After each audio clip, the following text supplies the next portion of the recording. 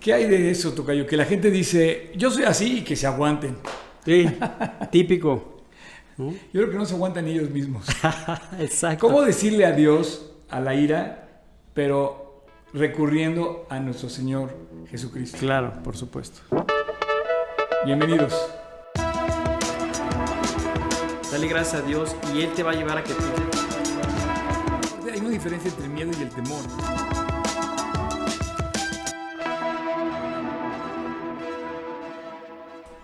Efectivamente, tocayo, esta frase de así soy yo y háganle como quiera. Sí, así soy yo. A mí, que me quiera, que me acepte típica. Así, ¿no? Sí, oye, no. ¿qué posición más egoísta, ¿no? Sí, no, definitivamente. Y bueno, la verdad es de que comentando un poco esto y haciendo referencia al pasaje que tú comentabas en algunos, no sé si fue en el segundo capítulo o en el primero, donde comentabas de airaos, pero no pequéis. Uh-huh. Y terminando el pasaje es no caiga el sol sobre vuestro enojo. Creo que ahí está una clave bien, bien interesante sobre todo este aspecto que hemos estado comentando. O sea, si alguien justifica el enojo y la ira en su vida y dice que es porque es así, pienso que está cometiendo un grave error, porque en realidad la persona está engañando a sí mismo, porque ni siquiera a él le gusta ser de esa forma. Sí.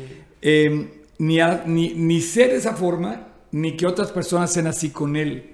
Sí. A nadie nos gusta andar con gente que siempre esté enojada, y mucho menos le va a gustar a la gente que tú estés siempre enojado. Entonces, o que yo soy siempre enojado, la gente no nos va a buscar.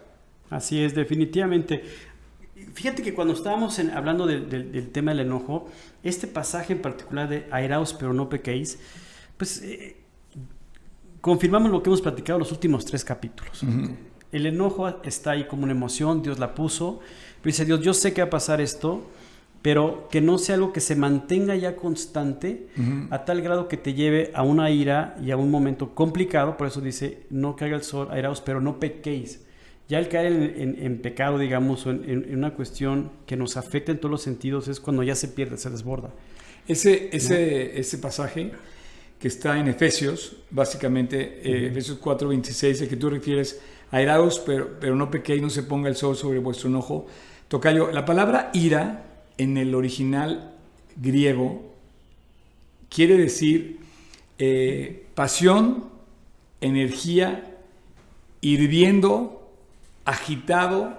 Son sinónimos de la palabra ira: hirviendo, energía, agitado, que bíblicamente es una, digamos, energía mal dirigida, que nos va a crear problemas. Correcto. Entonces, aparentemente pensamos que tenemos una indignación justificada. Pero dice la Biblia que, tú te puedes airar, tú puedes enojarte, pero no caer en pecado. Sí, no extenderlo, pues llegar a un punto donde ya crece el enojo, que se convierte en frustración, se convierte en otras cosas, y entonces ahí entra la ira, se desborda todo y empiezan los bombazos, empiezan los golpes. Y yo entendí esto de parte de nuestro maestro Juan Manuel.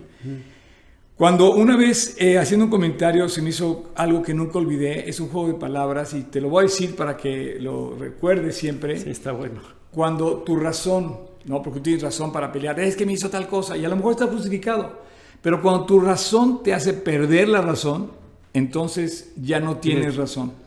Porque entonces si tú tienes la razón y estás haciendo cosas peores, pues estás igual, sí. El problema ya se volvió peor que el que tenías en un principio. Está muy bien. Entonces cuando tu razón pierde, te hace perder la razón, ya no tienes razón. Ya no tienes razón. Excelente, claro, por supuesto. O sea, porque pudiste tener la justificación del problema, que volvemos otra vez al ejemplo de Will Smith. O sea, sí, él tenía razón en defender a su esposa, pero su razonamiento le hizo perder la razón. Y entonces ya no tuvo razón en lo que hizo. Sí, y como dicen, la forma es fondo. La forma es fondo. La forma, tus formas son fondo. Sí. Como digo yo, en términos, no puedes perder el estilo, tocayo. No puedes perder el estilo. Exacto. Airaos, pero no pequéis. Efesios 4:26. ni deis lugar al diablo. ¿Por qué? Porque el pecado es cuando estás airado y te lleva, en lugar de tranquilizarte, rehúsas ser tranquilizado y empiezas a guardar rencor y empiezas a guardar todo en el corazón, en tu interior, te da depresión o te irritas y revientas y dices, oye, no, de eso no se trata. Oye, déjame complementar esta parte donde dice que no demos lugar al diablo, porque está conectado de una manera impresionante. Te voy a decir por qué. ¿Tú recuerdas la parte de la tentación de Jesús? Sí. Donde llega el diablo, y voy a leer un poquito, dice que Jesús fue llevado por el Espíritu para ser tentado por el diablo, y después de haber ayunado 40 días, 40 noches. ajá, pues vino el tentador. Sí. Primero entender este concepto. El diablo es el tentador. Y hablando del enojo y de la ira, o hablando de la ira, el tentador te va a decir... Enójate. Pero desquítate. Al triple, es decir... Grítale, pégale. No te molestes, no te enojes, no, lo que le sigue. Sí. Esa es la tentación. Sí. O sea, el tentador vino con Jesús y le dijo, oye, si eres hijo de Dios, di que estas piedras se conviertan en pan. Él respondió y dijo, escrito está. Escrito está. Fíjate qué interesante esto. No solo de pan vivirá el hombre. Y luego viene la siguiente tentación. ¿No? Dice, entonces el diablo lo llevó a la santa ciudad, le puso sobre un pináculo y le dijo, yo te daré todo esto, etcétera, ¿no? Dice, entonces el diablo lo llevó a la santa ciudad y le puso sobre el pináculo. Si eres hijo de Dios, échate abajo, porque escrito está, a sus ángeles mandará cerca de ti y en sus manos te sostendrán. Jesús le dijo, y quiero otra vez recalcar esto, escrito está también, no tentarás al Señor tu Dios. Y en la tercera hace exactamente lo mismo, tocayo. Escrito está. Ok. Escrito está. Entonces el tentador te va a decir, oye, enójate al triple, es decir, desbórdate, la tentación es esa. Pero tú tienes que decir, oye, escrito está. O sea, está escrito. Dios nos enseña, Dios nos instruye, Dios nos corrige, Dios nos redarguye en su palabra, porque escrito está. ¿Qué es lo que está escrito? Lo que Dios va a hacer en nuestros corazones. Por ejemplo, cuando Dios habla de lo que va a hacer en tu vida y en la mía, dice, yo voy a producir en ti amor, yo voy a producir en ti gozo, voy a producir paz, porque escrito está que Dios va a transformar nuestros corazones.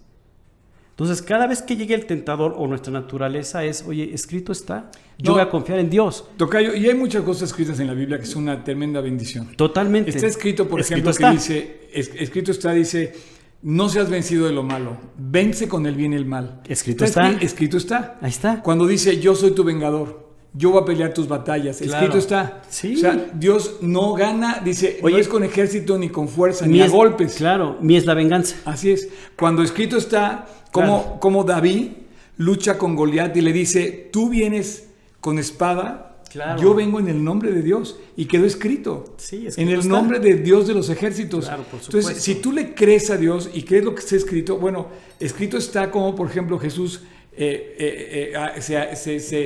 se enoja cuando llega al templo y tira la mesa de los que estaban haciendo negocios con la venta de los sacrificios todo esto. Es bien interesante porque ellos intercambiaban una moneda del templo, ¿sabías eso? Los sacerdotes tenían una moneda del templo. Okay. Entonces tenían que hacer una especie de intercambio monetario, como de control de divisas, que tú llegabas con tu ofrenda, no sabes qué, esa tiene que pasar por el sacerdote, y el sacerdote, no sabes qué, esa tiene un poquito la mancha en la pierna, pero mira, aquí está otra que no, y entonces él te vendía la nueva. Qué bárbaro. Y esto solamente Dios lo pudo hacer, que llegó y tiró todo, nadie lo pudo detener, pero en eso él estaba defendiendo un principio. Claro. Y le dijo, mi casa debe ser casa de oración, y ustedes la han hecho cueva de bandidos, ¿no? Oye, y en esa expresión Jesús no agarró a golpes a la gente, que quede claro también. Sí, no, ni fue contra la gente. Exacto. Era decir, oigan, era un principio, exactamente, digo, porque también hay que entender esa parte. Es que Jesús, no, a ver, espérame, analiza bien lo que pasó. Así es. ¿No? Un ejemplo increíble ese que acabas de comentar. Y bueno, yo creo que si tú tienes claro lo que está escrito en la Biblia, lo que pasa es que si la desconocemos, erráis, dice la Biblia, ignorando las Escrituras, porque escrito está una serie de promesas y una serie de consejos que viviríamos muy diferente si los supiéramos, si los pusiéramos en práctica, ¿no? La ira se vuelve pecado cuando finalmente se desborda sin restricción. Así es. Pero si volteamos a Dios y y nos permite controlar nuestra reacción, entonces empezamos a poner en práctica los principios que hemos visto, ¿no? La honra hace pasar por alto la ofensa. No seas vencido de lo malo, sino vence con el bien el mal. No, Esto wow. está increíble. Totalmente. Escrito Esto está. está increíble. Escrito está. Escrito está. Entonces, tú tienes que ver a Dios en la prueba. Yo tengo que ver a Dios en la prueba. Dios te permitió vivir una injusticia. Dios te permitió vivir algo que no se le fue de las manos. Y si tú te enojas por eso, quiero decirte que a Dios no se le olvidó. Claro. No se le pasó por alto. No se le fue. Está permitiendo eso para que tú y yo crezcamos en fe. Por ejemplo, muchas de las cosas que sufrimos, como injusticias y cosas así que nos molestan y nos indignan y nos hacen llenarnos de coraje, deberían una vez llevar todo en oración a Dios. Como dice, por nada estéis afanosos. El afán es eso, como decir, ¿qué voy a hacer? Y te enojas, ¿no? Fíjate, qué interesante Sí. análisis. Y finalmente, ¿no? dice, presenta de Dios delante de Él, presenta todo lo que tienes, porque Él va a juzgar eso.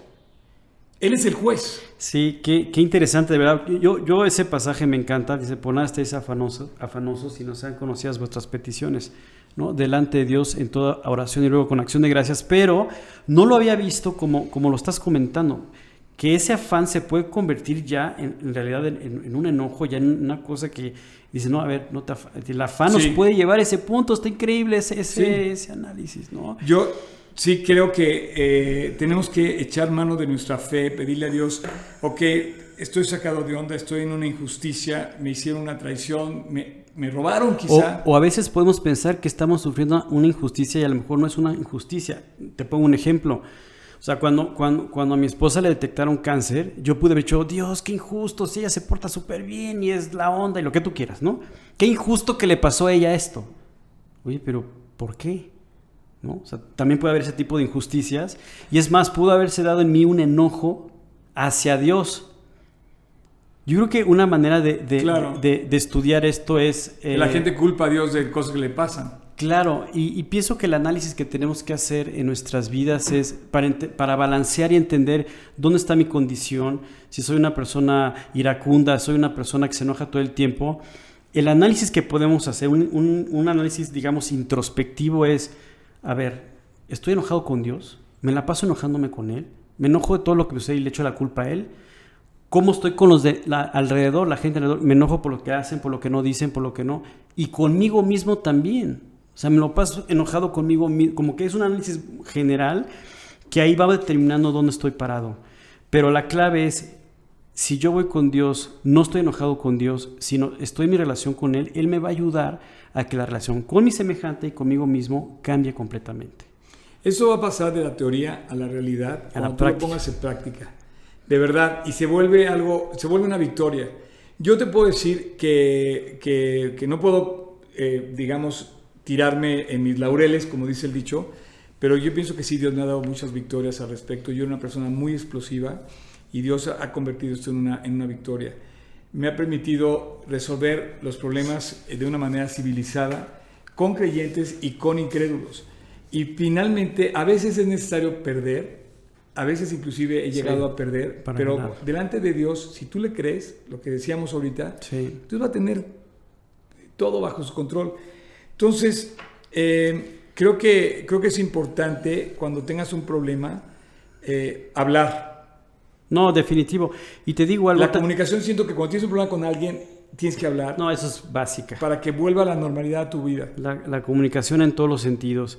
Y ahorita yo reflexionaba en algo, porque la gente puede pensar que tú y yo estamos aquí platicando y diciendo, pero aún nosotros mismos, o sea, tú y yo hemos tenido diferencias, hemos tenido molestias uno al otro, nos hemos enojado muchas veces y aquí estamos. ¿Por qué? Porque nos comunicamos, porque nos hablamos, porque entendemos que tenemos que buscar a Dios. Dios nos ha llevado no solamente a que estas circunstancias que se han presentado en nuestras vidas las arreglemos, sino que la amistad crezca, ¿me entiendes? O sea, wow. Esto, ustedes que nos están viendo un milagro. Sí. El Señor y yo hemos pasado por circunstancias donde hemos tenido enojos entre nosotros. pero también es un milagro que Dios no solamente restauró eso, arregló el problema, sino hizo crecer la amistad. Entonces, podemos cerrar este capítulo como una verdadera victoria que tú puedes alcanzar para que el enojo no tome control de tu vida. Y quiero dar, tocayo, ¿te parece? Sí, claro. Cuatro tips finales. Venga. Primero, habla, comunícate. Y al hablar, sé honesto y transmite en amor que no quieres tener un problema con la persona, que ves más valiosa a la persona que el problema. ¿Estás de acuerdo? Sí, sí, sí. El tip número 2. El tip número 2. Ser oportunos en lo que estás diciendo. Exacto. Ser altinos, te robé la palabra, tocayo, perdón. No, adelante. Entonces, dime. El tercero sería atacar el problema, no a la persona. Es lo que estamos comentando. Sí, o sea, no vas contra la persona. O sea, Dios te pide que odies el pecado, pero que ames a la persona. Entonces, en este punto, tenemos que tratar de salvar la relación con la persona y atacar el problema. Sí, es decir, actuar, no reaccionar, sería el cuarto. Exacto. ¿No? Es decir, resolver nuestra parte del problema. Actúas, no reaccionas y avientas los golpes, sino actúas. Vemos cómo, tú decías, es reconciliación, la palabra reconciliación que comentabas, es eso finalmente. Y bueno, en resumen de todos estos 4 capítulos, te puedo decir, tocayo, que aprendí algo. Tenemos que llevarlo a la práctica. Correcto. Tenemos que acondicionar nuestra vida a tratar con nuestras emociones del enojo, pero no a dejar que estas revienten y exploten y se vuelvan incontrolables.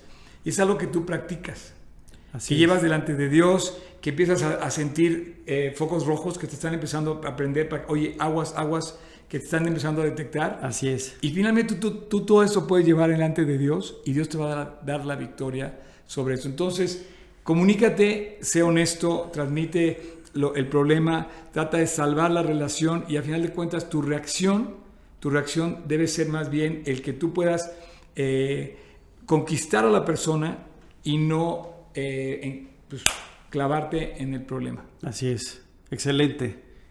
Pues muchas gracias, tocayo. La verdad, yo también aprendí muchas cosas, estoy muy contento y tenemos tarea, ¿no? Y todos los que están ahí conectados también, espero que haya sido pues de bendición y de mucho aprendizaje.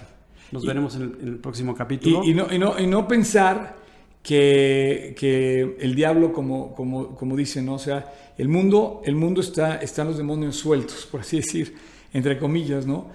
Y va a querer ganarte la batalla. Entonces, como león rugiente, dice la Biblia, está buscando a quien devorar. Y muchos han sido devorados por el problema del enojo, de la ira, y se arrepienten el resto de sus vidas por lo que hicieron. Así es que, cuidado, si alguno de ustedes se cree firme, mire que no caiga. Hasta la próxima. Y escrito está. Listo, tocayo.